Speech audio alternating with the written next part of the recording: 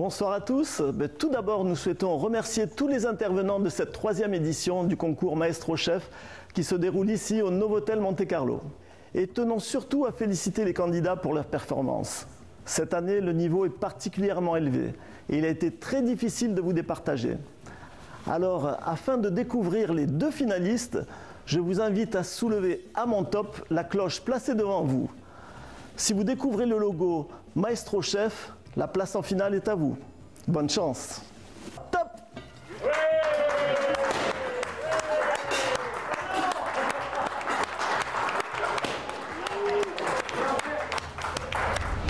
Quelles sont tes impressions? Je suis très contente, je m'y attendais pas du tout et bon, c'est génial. Vraiment, ouais. Bravo. Merci. Tu accèdes également à la finale. Comment te sens-tu après cette journée intense? Liquéfié, mais ça va mieux. Je vais essayer de me mettre au frais pour demain et super content de participer en tout cas et d'avancer. C'est top. Ophélie, la Benjamine du concours. Pour une première participation, comment te sens-tu après? Soulagée parce que j'étais très stressée ce matin et je suis vraiment super contente d'avoir participé à cet événement. C'était vraiment super. Franck, après cette matinée en cuisine assez intense où tu as tout donné, comment te sens-tu? Quel est ton ressenti après?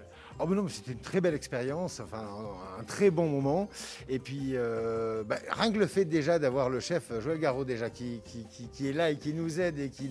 Enfin moi je pourrais dire à mes amis en tous les cas, le chef Garraud m'a lavé des casseroles. Donc non franchement c'était un chouette moment et voilà, peut-être à l'année prochaine. Bravo, alors un commis plus, c'est ça. Voilà. Cyril, du coup, pareil aussi, une épreuve assez intense. Tu as tout donné et voilà. Bon, alors, quel est ton ressenti? Mon ressenti, c'est que oui, après c'était difficile au niveau du temps. Du coup, j'étais vraiment à la fin du temps et puis du coup, voilà, c'est l'expérience, c'est comme ça. Voilà, belle aventure. Merci au chef et puis voilà. Merci d'être venu avec nous aussi aujourd'hui. Merci, avec plaisir.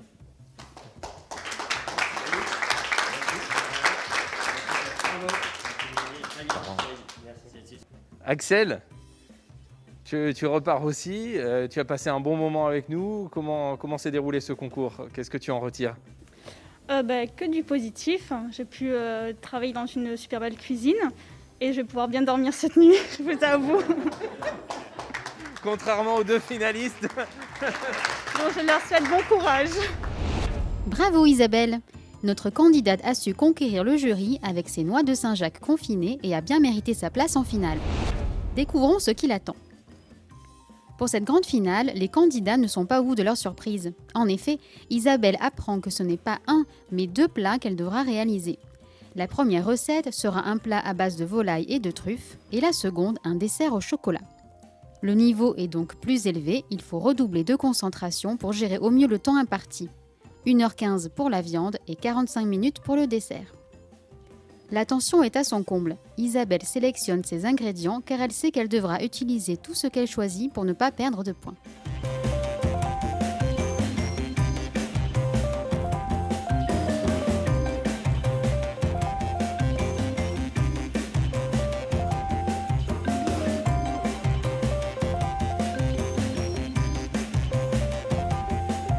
Le compte à rebours est lancé.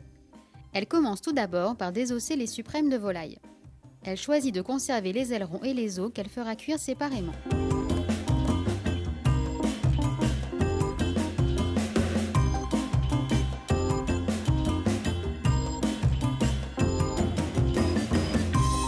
Le chef est de nouveau ébloui par la maîtrise dont Isabelle fait preuve pour découper ses échalotes.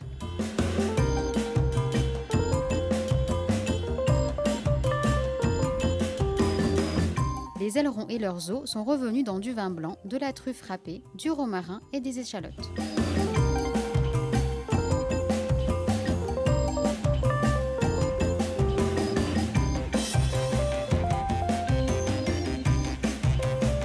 Elle prépare sa poêle pour les blancs de volaille qui seront cuits dans du beurre et du romarin.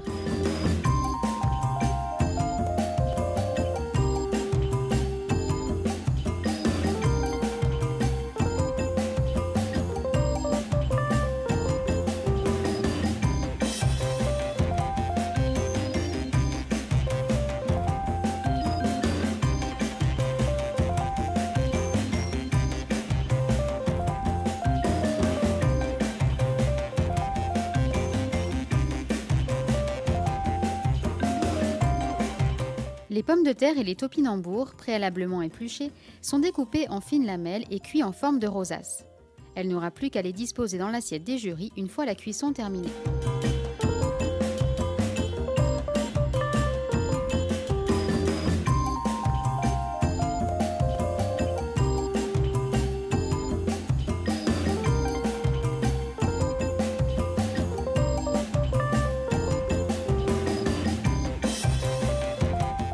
Elle réalise maintenant une sauce à base du jus de cuisson des ailerons, de vin blanc et de la crème liquide. Isabelle se rend compte au dernier moment que sa rosace de légumes n'a du mal à cuire. Ne cédant pas à la panique, elle fait preuve de réactivité et retire les emporte-pièces pour permettre une cuisson plus homogène. Elle choisit avec précaution les plus belles tranches pour un visuel parfait.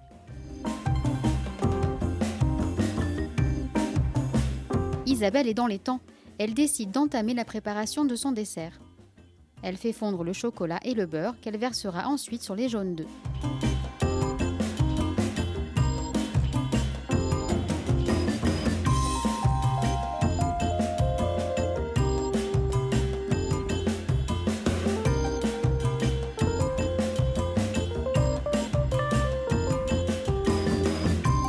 Elle découpe les poires pochées en petits cubes qu'elle fera caraméliser avec du miel et des écorces de citron confit pour réaliser une compotée.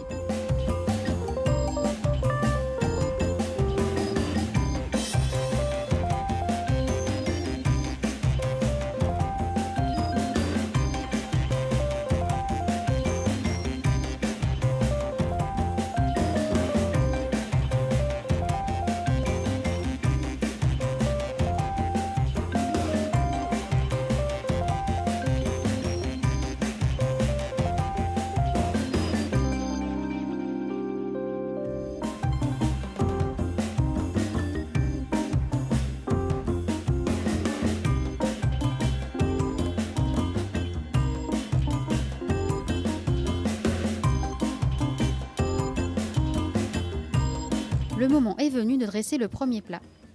Elle reforme sa rosace de pommes de terre et de topinambour, place les suprêmes de volaille, verse sa sauce, dépose une tranche de truffe,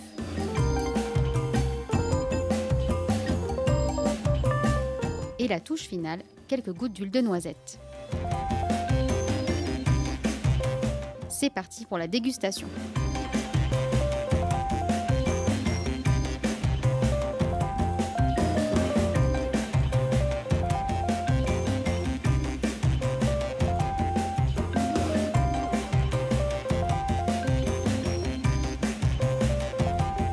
Alors c'est un suprême de volaille sur lequel j'ai prélevé les os.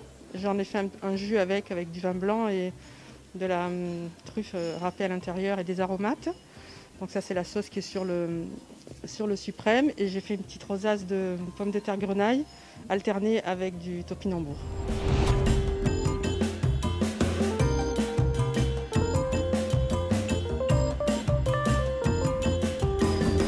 Il lui reste 45 minutes pour continuer son moelleux au chocolat.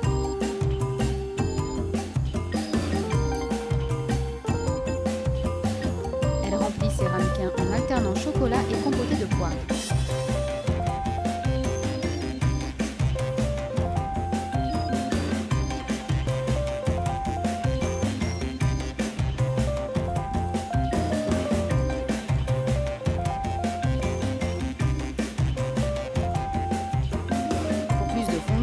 Elle termine par un morceau de chocolat.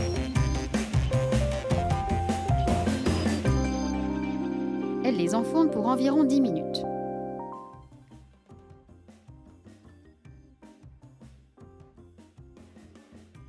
Pour agrémenter son gâteau, elle prépare une sauce à base du sirop des poires pochées, de sucre, de beurre, de crème liquide, de porto, de zeste de citron confit et rectifie son assaisonnement en y ajoutant du vinaigre balsamique.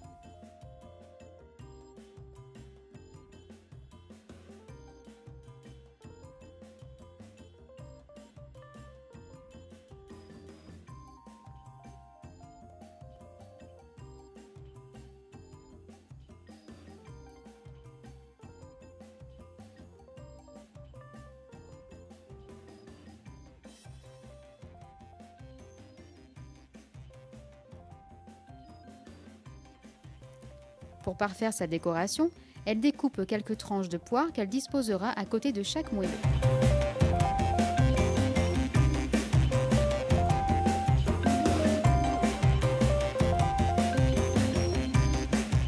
Elle dresse soigneusement les 3 assiettes. Courage Isabelle, c'est presque fini.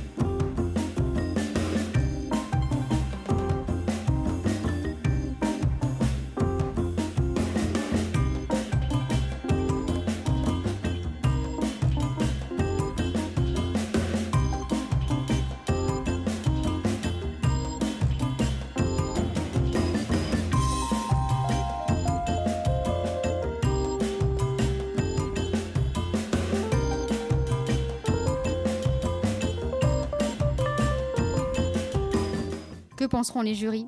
Verdict à la fin de cet épisode.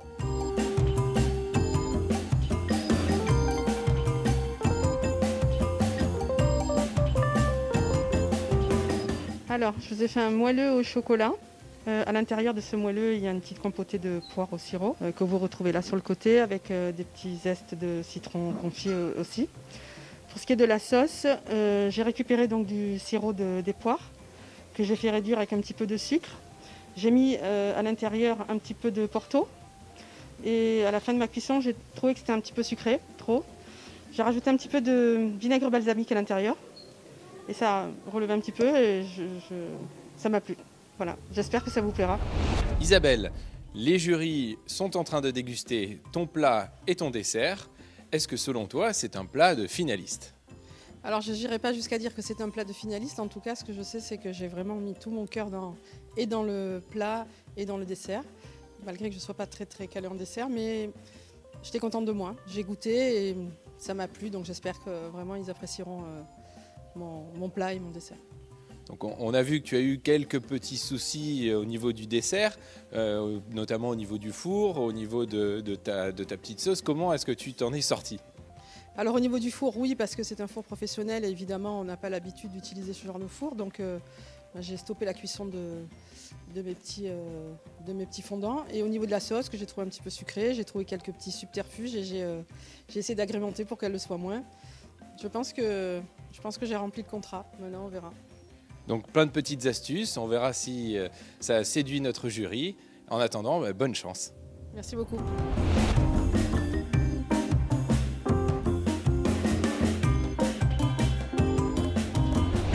C'est au tour de Robin de découvrir ce que le jury lui réserve pour cette grande finale. Comme pour Isabelle, Robin apprend au dernier moment qu'il devra préparer 2 plats. Quelle recette trouvera-t-il à réaliser avec les mêmes ingrédients proposés à Isabelle? Robin fait son marché et choisit avec soin ses ingrédients. Il sait que l'anti-gaspillage fait toujours partie de la notation. Le blanc de volaille fermière et la truffe sont les 2 seuls produits imposés par notre jury pour le premier plat. Le chocolat noir et la poire pour le dessert.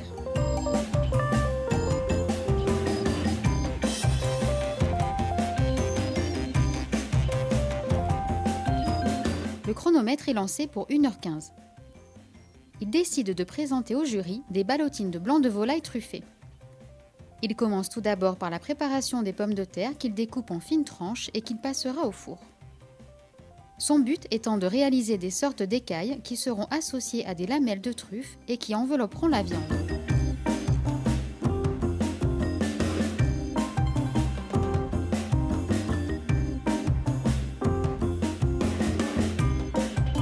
Il prépare un oignon qu'il fera revenir à la poêle et poursuit par la cuisson des topinambours à l'eau bouillante.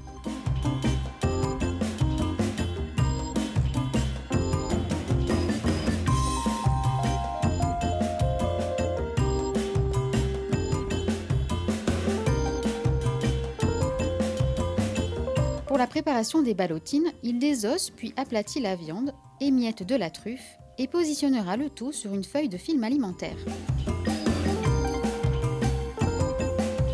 Les topinambours sont presque cuits et seront réduits en purée avec l'oignon préalablement caramélisé, de l'ail et du vin blanc. Il forme ses ballotines en prenant soin de bien les refermer hermétiquement avant de les plonger dans l'eau bouillante pendant une vingtaine de minutes.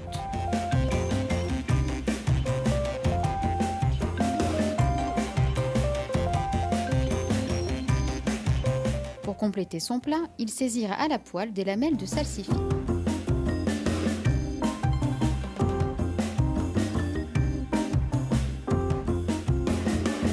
La fin du temps imparti approche.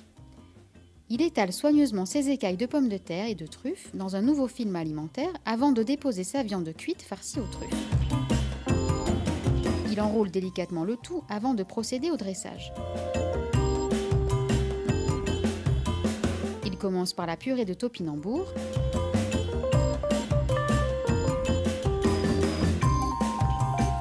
Place ses ballotines qu'il a coupées en deux et termine par les salsifis.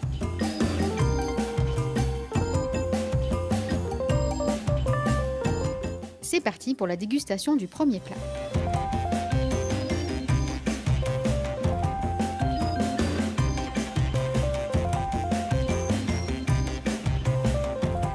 L'idée était de faire une ballotine de blanc de volaille avec un cœur de truffe. Et l'idée a été d'habiller ça avec des écailles, un duo d'écailles de truffe et de pommes de terre.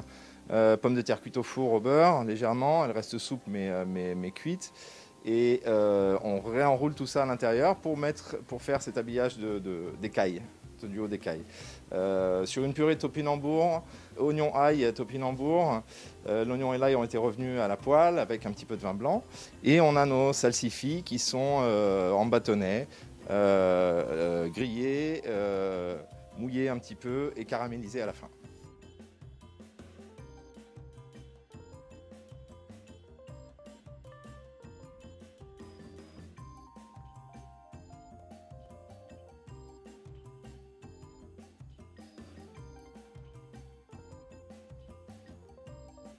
C'est l'heure du dessert. Robin souhaite préparer une bûche de Noël revisitée. Il commence par préparer des cookies aux pépites de chocolat. La pâte est composée d'un mélange de farine, d'œufs, de sucre, de levure et d'extrait de vanille.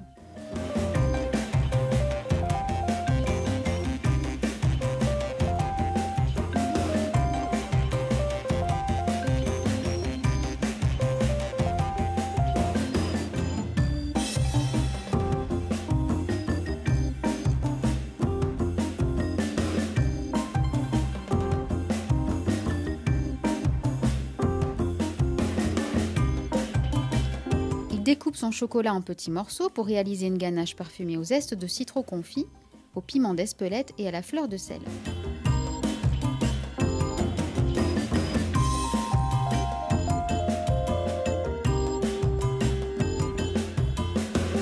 Il prépare maintenant ses poires. À l'aide de 2 emporte-pièces, il les découpe en cylindres. Les restes seront cuits pour réaliser une purée de poires avec de la crème liquide et de la cannelle.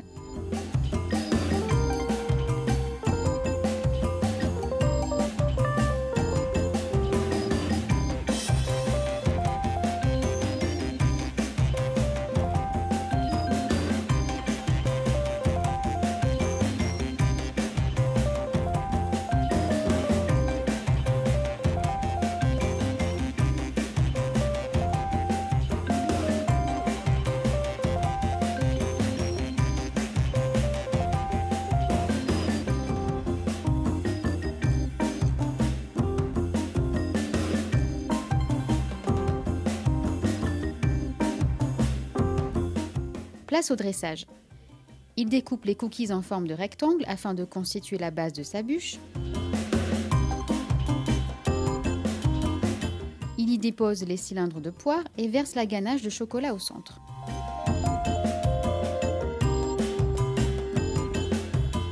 Il décore avec la purée de poire et des mouillettes de cookies.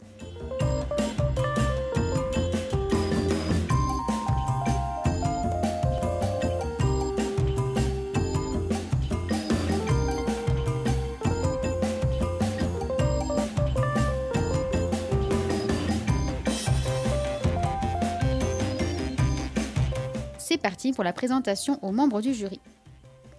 Qui gagnera la finale de Maestro Chef? Qui remportera le chèque de 2 000 € et fera partie du jury de la 4e saison? Découvrez-le dans quelques instants. L'idée à la base était de faire une bûche de Noël revisitée et de mettre un 2e étage de poire au-dessus avec un gâteau un peu plus fin, mais ça faisait vraiment trop gros. Donc j'ai changé au dernier moment d'idée. Et on arrive finalement avec des petites mouillettes, comme un peu un œuf cocotte de chocolat à l'intérieur de la poire sur une base de cookies et une petite crème de poire et ganache de chocolat au zeste et à la fleur de sel, enfin au citron confit à la fleur de sel.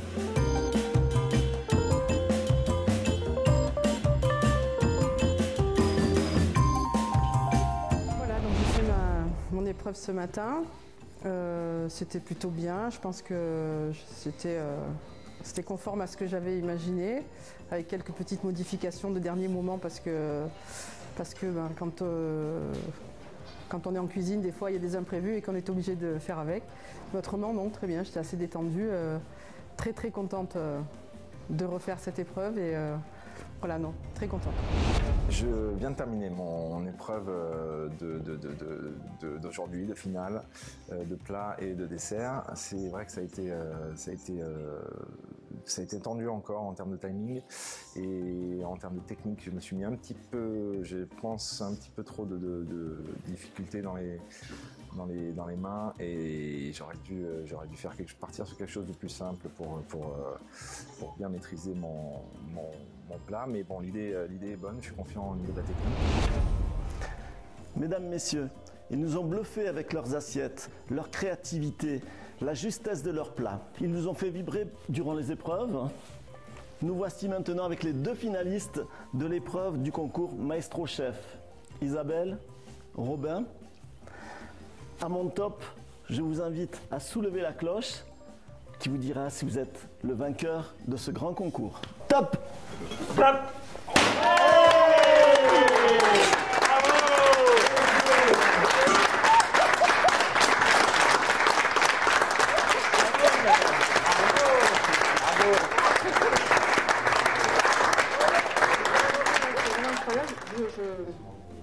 Je n'ai pas les mots, c'est vraiment c'est que du bonheur en fait et je suis très fière pour mes enfants aussi parce qu'ils sont là tous les deux et que je pense que ça leur fait très plaisir. Et voilà, j'ai passé vraiment des moments fabuleux avec vous tous, c'est une super idée, c'est vraiment, ça permet à des gens comme moi qui aiment cuisiner, moi je cuisine pour mes enfants, pour ma famille, pour mes amis, et là de présenter mes assiettes à des chefs et de recueillir un prix, ça veut dire que finalement ce que je fais c'est pas si mal et ça fait beaucoup de bien, vraiment. Voilà. Je vous remercie tous. Merci beaucoup. Bravo. Merci à tous d'avoir pris le temps de goûter, tester nos capacités aussi, de prendre le temps d'organiser ce concours. C'est vraiment une belle initiative pour découvrir des nouveaux talents, j'imagine. Toute l'équipe est géniale, super avenante et nous mettent à l'aise et c'était vraiment un bon challenge. Je pense que j'y reparticiperai avec grand plaisir et essayer de faire de travailler ma technique, de faire un petit peu moins d'erreurs, d'être un peu moins dans le stress pour pouvoir réaliser les choses comme elles se doivent. Voilà. Merci. Et merci beaucoup, merci à vous. Le président va vous remettre le chèque cadeau. Alors,